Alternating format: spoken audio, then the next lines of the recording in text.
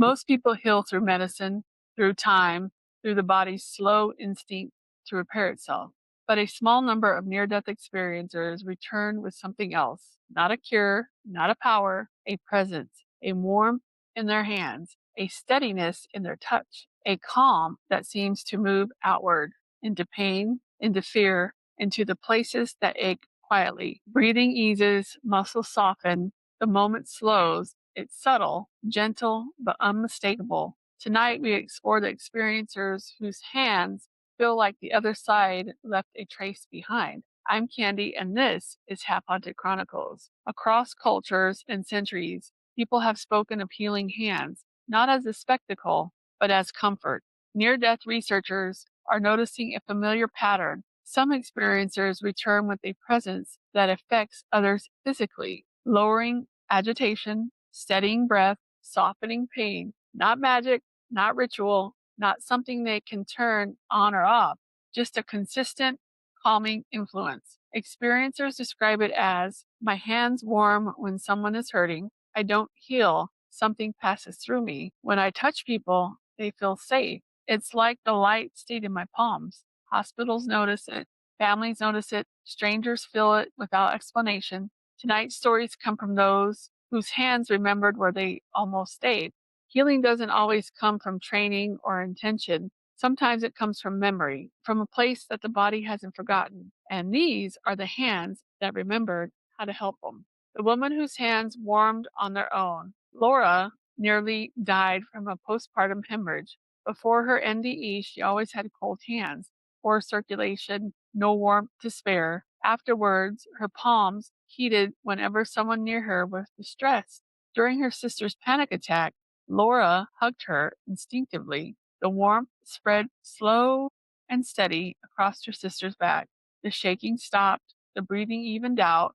When asked what technique she used, Laura said, I didn't do anything. My hands remembered something. The veteran who quieted the night, Holt, survived a near-death experience after being injured overseas. He returned home and volunteered at a PTSD support program. Veterans who couldn't sleep found rest when Holt sat nearby. No words, no intervention, just proximity. One night, a man collapsed mid-flashback. Holt placed a hand on his shoulder. The shaking slowed, the breathing steadied. The man whispered, when you touched me, the noise stopped. Holt later said, I didn't bring back healing, I brought back quiet. The teen who calmed the crying infant. Sarah nearly died at 14 after being struck by a drunk driver. Months later, while babysitting, a newborn screamed, red face, rigid, panicked. Sarah held the baby close and felt warmth move from her palms. The crying stopped, the body softened, breathing slowed into sleep. Her mother later said, You're the only one who ever calmed her. Sarah said, I didn't fix anything. I met her where it hurt. Hospice volunteer who eased the crossing. Javier flatlined during emergency surgery. After recovery, he volunteered in hospice care. Agitated patients relaxed when he held their hands. Not all at once, not dramatically, gradually. One man whispered to his daughter, he feels like warm air. Later, beside a woman nearing the end, Javier held her hand. Her breathing softened, deepened. She passed peacefully minutes later. Javier said, I don't guide them, I remind them. The woman who helped without knowing how grounded. Eden nearly died from a severe allergic reaction. She returned quieter, more grounded. People felt calmer around her without knowing why. When a neighbor's child fell and injured her ankle, Eden knelt and placed her hands gently on the swelling. Warm, pulsed outward.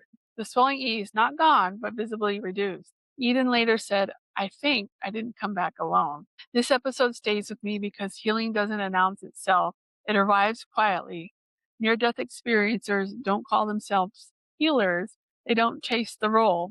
But crossing the boundary changes how they sit with pain. They don't rush it. They don't fight it. They don't turn away. Maybe they carry a trace of peace they touched. Maybe the light left an imprint. Or maybe, after seeing what waits beyond fear, they simply know how to stay. Healing isn't always an act. Sometimes it's presence. Sometimes it's warmth. Sometimes it's the memory of peace shared hand to hand.